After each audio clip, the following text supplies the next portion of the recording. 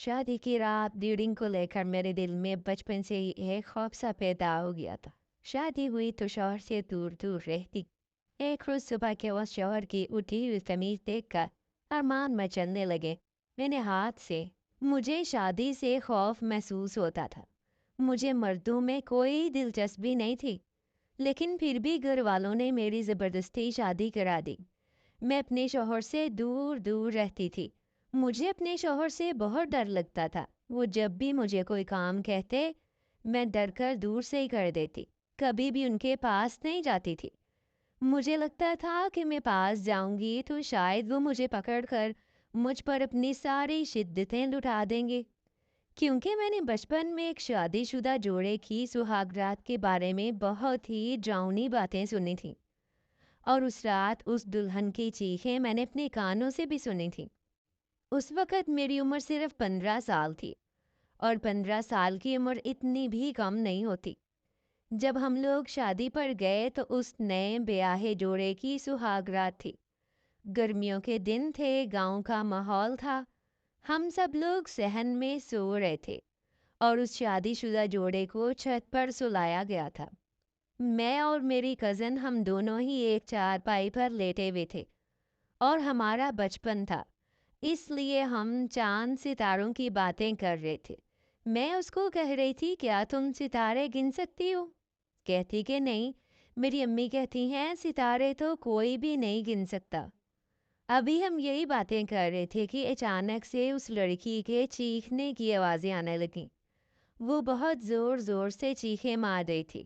सब सोए हुए थे, लेकिन जैसे ही मेरे कानों में उसके चीखने की आवाज़ें पड़ीं, तो साथ ही वो ज़ोर-ज़ोर से पुकारने लगी, बचाएँ, बचाएँ। वो उस लड़के के बाप का नाम ले रही थी। कहती है कि आपका बेटा बहुत ज़ालिम है, इसने मेरा खून निकाल दिया। मुझे बहुत ज़्यादा दर्द हो रहा है। मैं बड़ी परेशान हुई कि ऐसा भी क्या हुआ जो उस लड़की का खून निकल आया है। लेकिन वो लड़की चुप करने का नाम ही नहीं ले रही थी।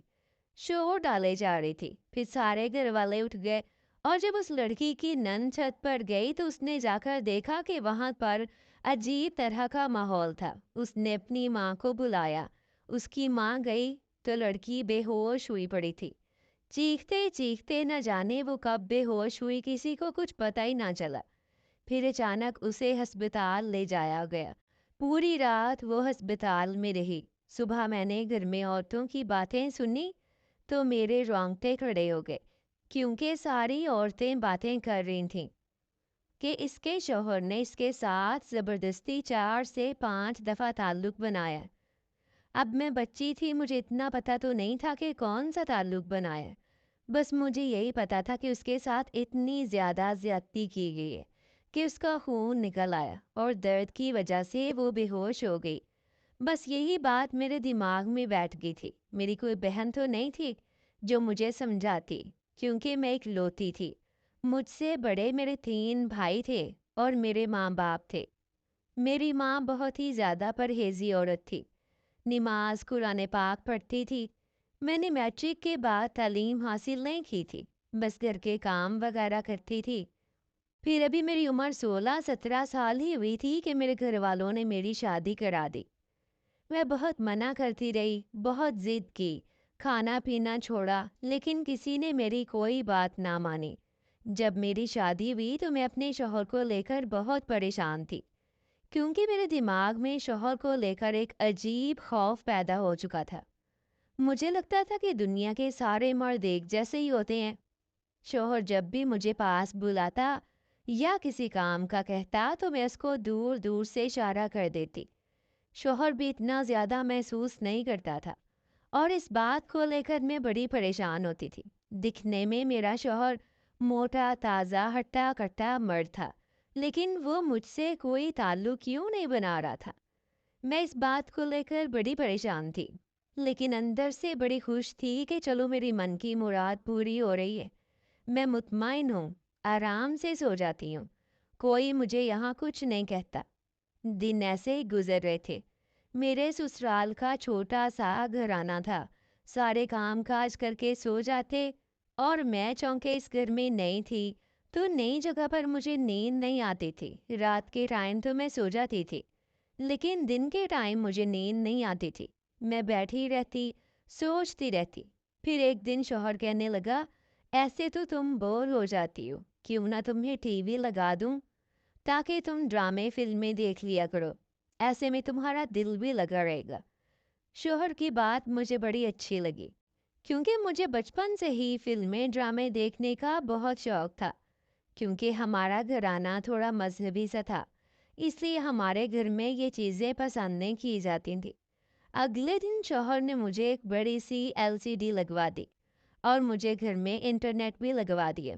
मैं आराम से सुबह जल्दी जल्दी काम करती और मूवीज़ लगाकर बैठ जाती। मुझे बड़े मज़े मज़े के सीन्स देखने को मिलते। फिर ऐसे कब मैं नाच गाने की शौकीन हो गई, मुझे पता ही ना चला।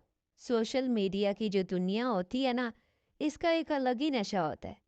शायद बंदा भूखा बैठ सकता है, लेकिन अगर आप सोशल मीडिया या कोई ऐसा प्लेटफॉर्म खोलकर नाच गाना देखने बैठ जाओ तो फिर दिल करता है कि बस देखते ही रहो। वक्त के ज़ाया होने का तो पता ही नहीं चलता। मैं वीडियोस देखती रही, ड्रामे देखती रही। कब मेरे दिल में मोहब्बत की एक छोटी सी कौप ने सर उठाया, मुझे पता ही ना चला। मैं तो बस ड्रामाई टाइप की लड़की बन गई, ख्वाबों की दुनिया में रहने वाली, जज्बात से भरपूर लड़की, जिसे अपनी ज़िंदगी में एक हीरो चाहिए था, जो ड्रामे का हीरो होता है। अब मुझे वो मर्द ज़ात से वहशत और शोहर का ताल्लुक सब कुछ भूल चुका था। बल्कि मुझे तो मर्द ज़ात बहुत अच्छी लगने लगी थी।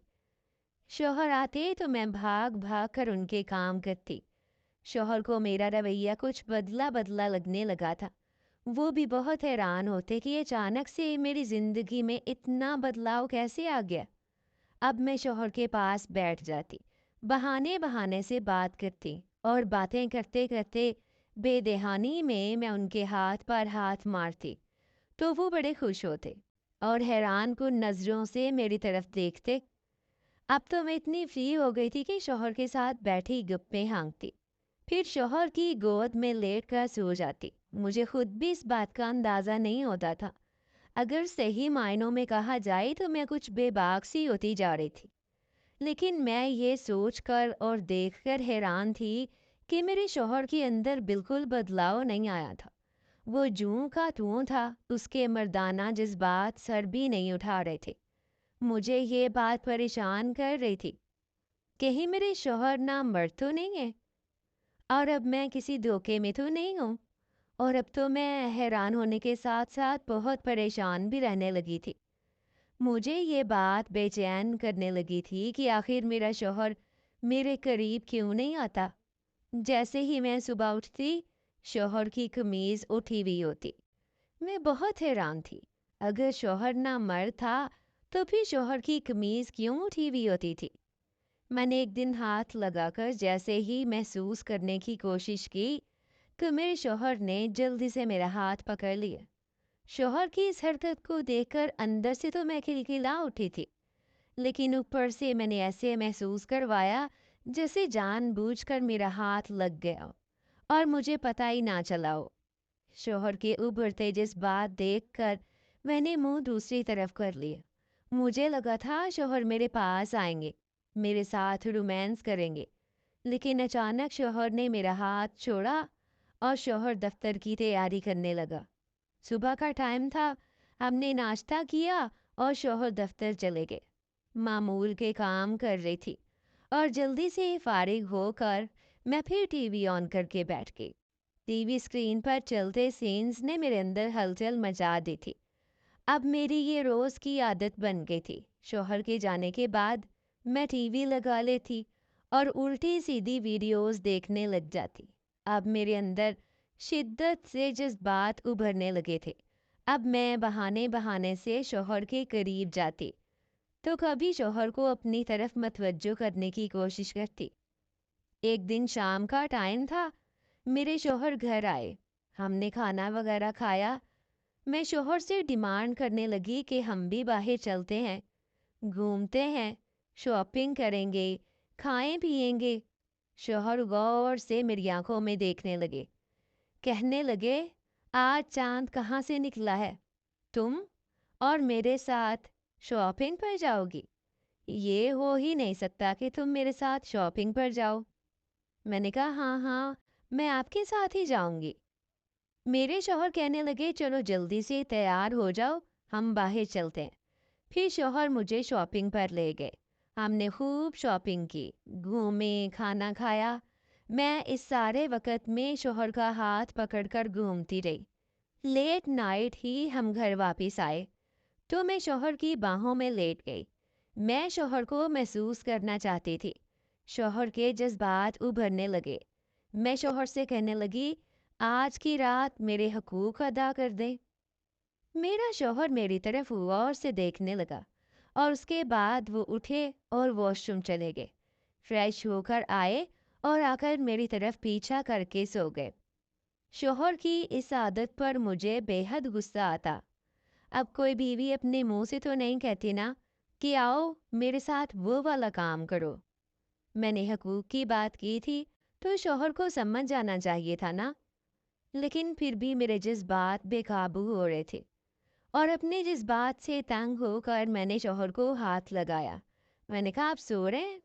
کہتے ہیں مجھے جب نیند آ رہی ہو اور مجھے نیند سے کوئی جگا دے تو مجھے بہت غصہ آتا ہے۔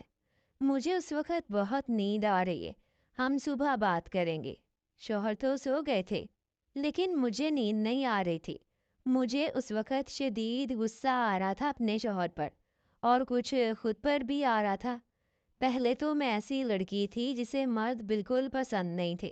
اب اچانک سے میرے اندر کیا بدلاؤ آ گیا تھا کہ مجھے مرد اچھے لگنے لگے تھے۔